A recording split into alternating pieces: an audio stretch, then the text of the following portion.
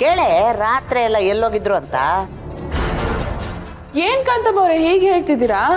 ನಾವೇನ್ ರಾತ್ರಿ ಎಲ್ಲ ಹೊರಗಡೆ ಇದ್ದು ಬೀದಿಯಲ್ಲಿ ಮಲ್ಗ್ ಬಂದಿದೀವ?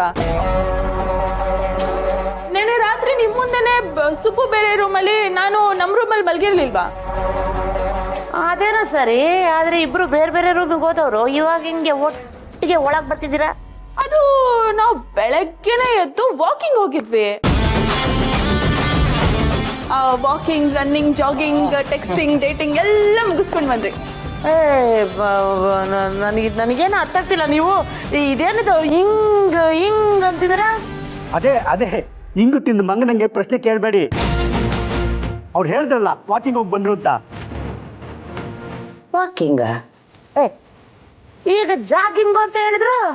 ಅಯ್ಯ, ವಾಕಿಂಗು ಜಾಗಿಂಗ್ ಎಲ್ಲ ಒಂದೇ ಅಲ್ವಾ ಕಾಂತಮ್ಮ? ಎಲ್ಲ ಸೇರ್ಕೊಂಡು ನನ್ನೇ ಕನ್ಫ್ಯೂಸಿಂಗ್ ಮಾಡ್ತಾ ಇದ್ದಾರೆ. ಏನಪ್ಪ ಇದು?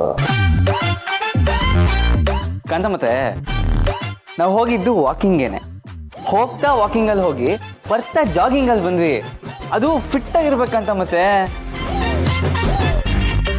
ಯಾವಾಗ್ಲೂ ಜಾಗಿಂಗು ವಾಕಿಂಗು ಇವೆಲ್ಲ ಮಾಡ್ಕೊಂಡು ಆರೋಗ್ಯವಾಗಿರ್ಬೇಕು. ನೀವು ಹಾಗೆ ಇರಿ. ಹಾ ಎಂತ ಒಳ್ಳೆ ಅಭ್ಯಾಸ ಮಗನೆ. ಹೋಗಿ ಕಾಫಿ ಕುಡಿಯರಂತೆ. ನಡೀರಿ, ಒಳಗೆ ನಡೀರಿ. ಹೌದು, ಈ ವಾಕಿಂಗು ಜಾಗಿಂಗು ಅಂತ ಹೋದ್ರೆ ಅದಕ್ಕೆ ಒಂದು ಡ್ರೆಸ್ ಇರ್ತದೆ. ಅದೆಲ್ಲಿ? ಹಾಕಿದ್ದೀನಲ್ಲ, ಇದೇನಿದೆಯೋ? ಆಯ್ತಪ್ಪ, ನೀನೇನೋ ಹಾಕೊಂಡಿದೀಯ, ಆದ್ರೆ ಈ ಭತ್ತದ ಕಡ್ಡಿ? ಕಾಂತ ಮತ್ತೆ ನಾವು ಯಾವ ಬಟ್ಟೆ ಹಾಕ್ತೀವಿ ಅನ್ನೋದು ಮುಖ್ಯ ಅಲ್ಲ, ಜಾಗಿಂಗು ವಾಕಿಂಗ್ ಮಾಡಕ್ ಹೋದ್ವ ಅನ್ನೋದು ಮುಖ್ಯ. ಈಗ ಹಳ್ಳಿ ಪಂಚೆ ಹಾಕೊಂಡು ಸಿಟಿ ಮಾಲ್ಗೆ ಹೋಗ್ಬಾರ್ದಂತ ಏನಾದ್ರು ಇದೆಯಾ? ಇಲ್ಲಪ್ಪ. ಈಗ ಸೂಟು ಬೂಟು ಕನ್ನಡಕ ಹಾಕೊಂಡು ಹೊಲದಲ್ಲಿ ಕೆಲಸ ಮಾಡಿದ್ರೆ ಬೆಳೆ ಬರಲ್ಲ ಅಂತ ಏನಾದ್ರು ಇದೆಯಾ? ಸರಿಯಾಗಿ ಹೇಳಿದ್ರಿ ಶ್ರಾವಣಿಯಮ್ಮ. ಹಾಗೇನೆ ನಾವು ಯಾವ ಬಟ್ಟೆ ಹಾಕೋತೀವಿ ಅನ್ನೋದು ಮುಖ್ಯ ಅಲ್ಲಕ್ಕಂತ ಮತ್ತೆ ಮೋಟಿವೇಶನ್. ಜಾಗಿಂಗು ವಾಕಿಂಗ್ ಮಾಡಕ್ಕೆ ಒಂದು ಸ್ಫೂರ್ತಿ ಇರಬೇಕು. ಆ ಸ್ಫೂರ್ತಿನ ನೀವು ಪೂರ್ತಿಯಾಗಿ ಅರ್ಥ ಮಾಡ್ಕೊಳಿಕಂತ ಮತ್ತೆ. ಸರಿಯಾಗಿ ಹೇಳ್ದೆ ಸುಬ್ರಹ್ಮಣ್ಯ. ಬಾ ಕಾಫಿ ಕುಡಿಯುವಂತೆ. ಶ್ರಾವಣಿಯಮ್ಮ ನೀವು ಬನ್ನಿ, ಕಾಫಿ ಕುಡಿಯರಂತೆ.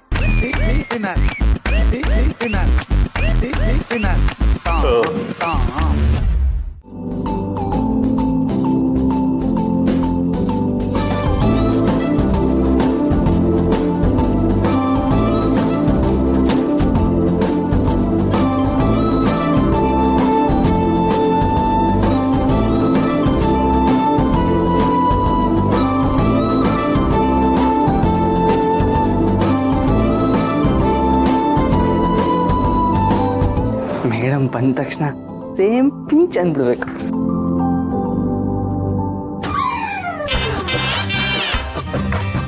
ಮೇಡಮ್ ಏನಿದು? ಯಾವುದು? ಏನು ಇದು ಮೇಡಮ್? ಸೀರೆ. ಅಯ್ಯೋ, ಸೀರೆ ಅಂತ ನನಗೂ ಗೊತ್ತು ಮೇಡಮ್, ಆದ್ರೆ ಈ ಕಲರ್ ಯಾಕೆ? ಏನಾಗಿದೆ ಈ ಕಲರಿಗೆ? ಕಲರ್ಗೇನಾಗಿಲ್ಲ, ಆದ್ರೆ ನಾನಿವತ್ತು ನೀವು ಯಾವ ಕಲರ್ ಸೀರೆ ಹಾಕೊಂಡಿದಿರೋ ಅದೇ ಕಲರ್ ಶರ್ಟ್ ಹಾಕೋಣ ಅನ್ಕೊಂಡಿದ್ದೆ. ನೀವಾಗ್ಲೇ ನಡ್ಕೊಂಡು ಹೋಗ್ತಿರುವಾಗ ನೋಡಿದೆ ಇದೇ ಕಲರ್ ಸೀರೆ ಹಾಕಿದ್ರಿ, ಅದಕ್ಕೆ ನಾನು ಈ ಕಲರ್ ಶರ್ಟ್ ಹಾಕೊಂಡು ರೆಡಿ ಆದೆ. ಸುಬ್ಬು ಇದು ಅಲ್ಲ ಸುಬ್ಬು, ನಿಮಗೆ ಅಷ್ಟು ಗೊತ್ತಾಗ್ಲಿಲ್ವಾ? ನಾನು ಅದನ್ನ ಉಟ್ಕೊಂಡಿದ್ದೆ ನೆನ್ನೆ, ಇವಾಗ ಹೋಗಿ ಸ್ನಾನ ಮಾಡಿ ಚೇಂಜ್ ಮಾಡ್ಕೊಂಬಂದೆ. ಅದನ್ನ ನನಗೆ ಗೊತ್ತಿಲ್ಲ ಮೇಡಮ್. ಇವತ್ತು ನಿಮ್ಮ ಮೈ ಮೇಲೆ ಯಾವ ಕಲರ್ ಸೀರೆ ಇರುತ್ತೋ ನನ್ನ ಮೈ ಮೇಲೂ ಅದೇ ಕಲರ್ ಶರ್ಟ್ ಇರಬೇಕು.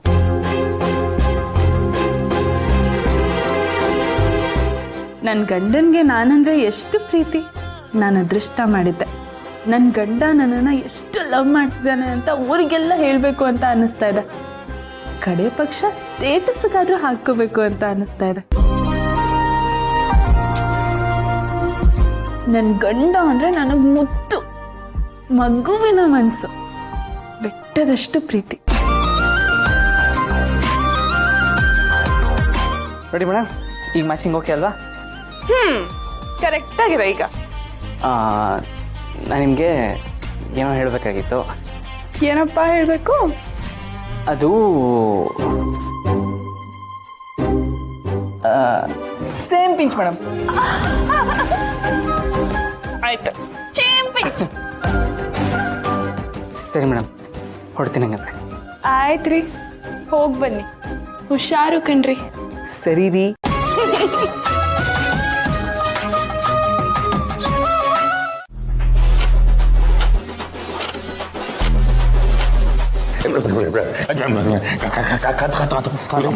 ಬಿಡ್ತೀನಿ ಅಂತ ಹೇಳ್ತೀನಿ ನಿನಗೆ. ಏನು ನಾನು ಹೇಳಿದ ಕೆಲಸ ಏನು ಮಾಡಿದೆ? ಕೆಲಸ ಆಗುತ್ತೆ. ಮೊದಲು ಕಾಸು, ಆಮೇಲೆ ಕೆಲಸ.